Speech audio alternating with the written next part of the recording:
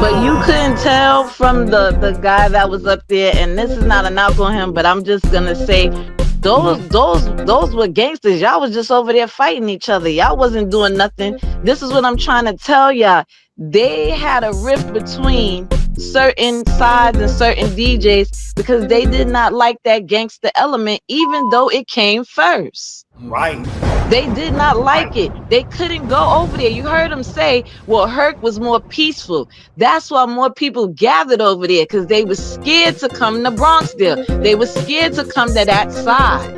And I'm sure when he said he was going, you see how Spades caught him. He was saying 70 at first. And then he changed the date because after a certain date, it was more peaceful.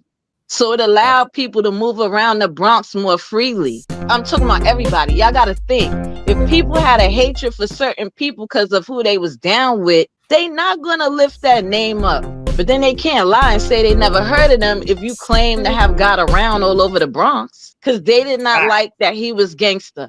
Bambaataa don't really like to talk about him because he don't want to be associated with the gangs because he wanted to push peace. He did not even want to be associated with that anymore.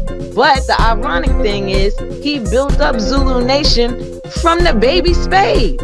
One of the Zulu masters was Monk. Do you know Monk was in charge of the Black Spades?